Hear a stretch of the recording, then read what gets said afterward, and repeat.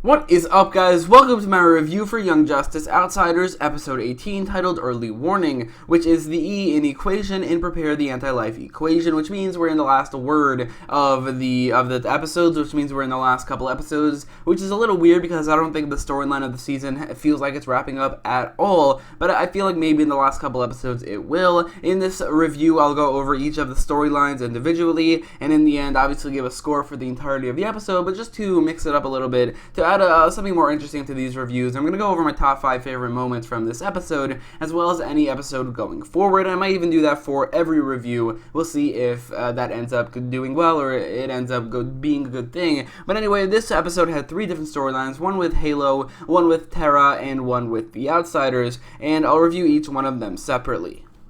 The Halo storyline was really weird. It was way different than what I expected. It started with the Helga Chase telling Halo that she is dying, which I wouldn't be against her dying. She's not a character I enjoy at all, but I honestly feel like she can die. I mean, all these fake outs of her supposedly dying, her being the only character who ever gets injured on the field, and then obviously healing from that, I think it would make sense if she dies in the end. It would be kind of poetic, but this storyline with Halo being told she's dying, and then later starting to drink as well as hanging out with Harper Row, it was fine. Definitely not the highlight of this episode, definitely not something I loved, but I think that if this leads to her death, then maybe it does a good job at adding some emotion to that, then we will see, but still though, it's definitely not my favorite part of the episode at all.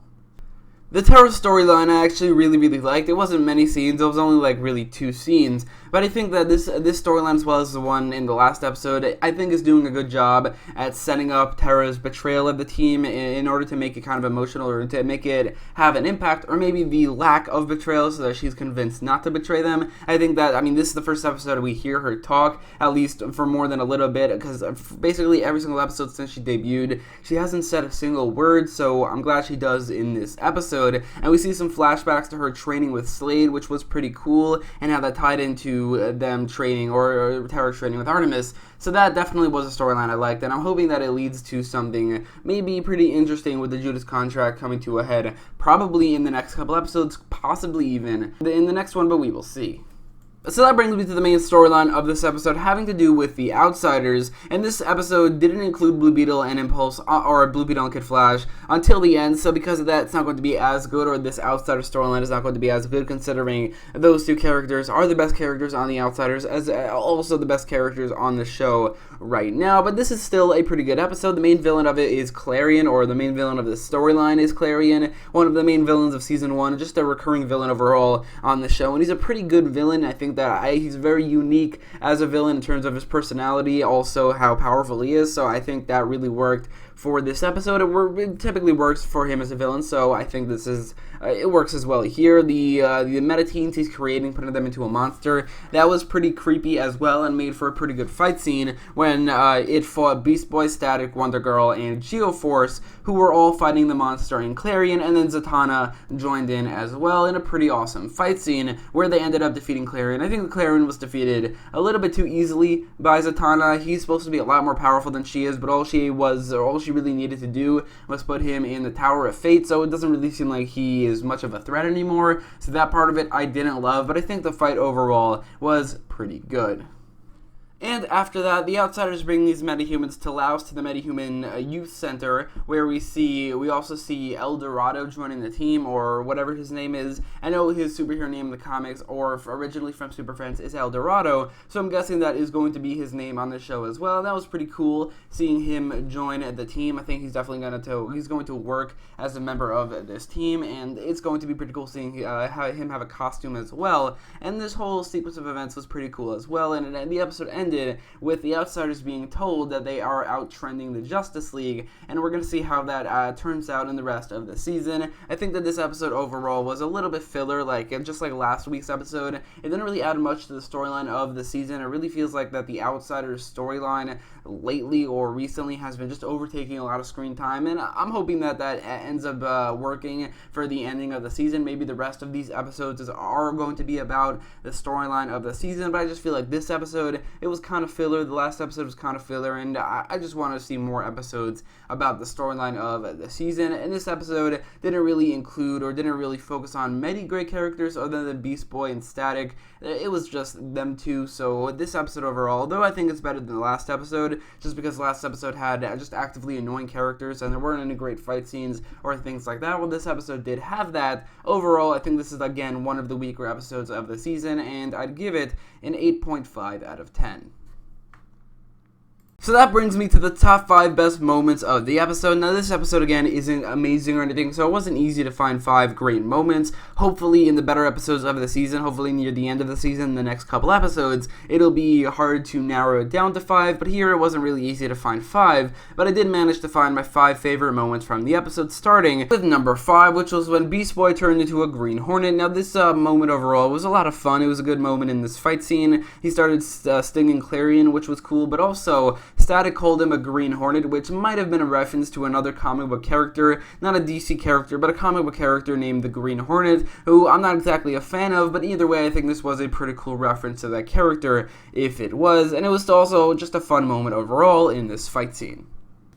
At number 4 is Clarion activating this girl's metagene and putting her into this monster, or I guess her essence or something into this monster. This was a pretty damn creepy moment. This creature might be one of the creepiest things we've ever seen on the show. Probably the creepiest. Like, it's a disgusting, crazy, creepy monster, and I think this was a good moment where they just created, or they showed that monster for the first time, creating a threat for the outsiders to fight in this episode. So I put it on the list because this was a genuinely creepy moment, and it did a good job at creating the threat level of this monster, but also reintroducing Clarion into the show.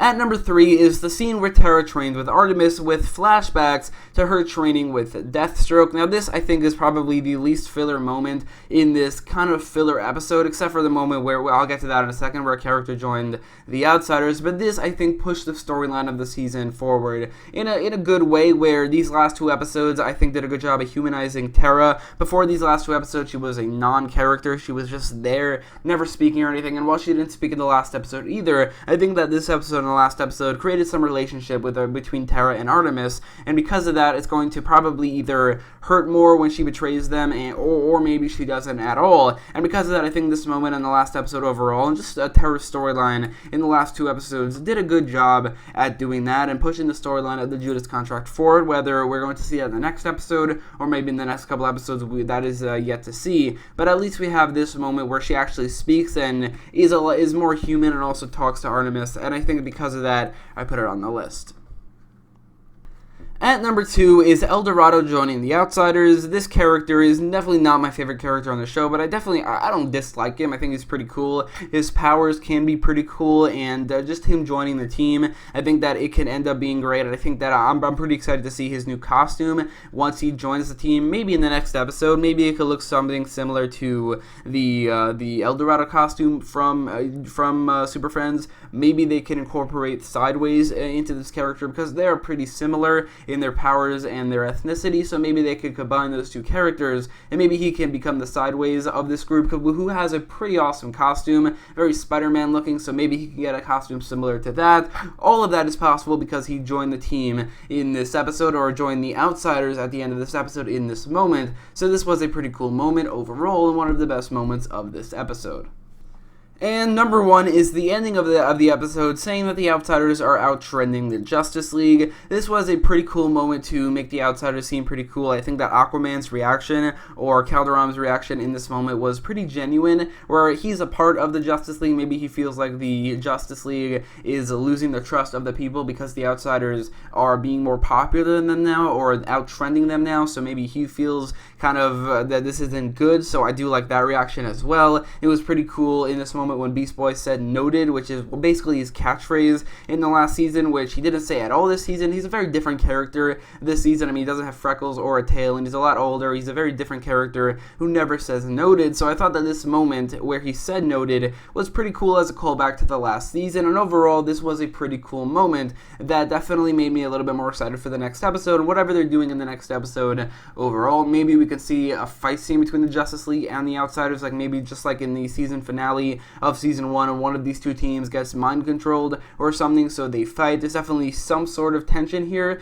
with Aquaman being, like, surprised and put back by the fact that the Outsiders are outtrending them. So overall, this was a pretty awesome moment in this episode, and my favorite moment of the episode, but hopefully the next couple episodes have a lot better moments, and hopefully it's harder to narrow down the top 5, or just harder to, or easier to actually come up with 5 awesome moments. But let me know your thoughts about this episode in the comments down below, and if you like this video, make sure to leave a like, share, and subscribe, and thanks for watching.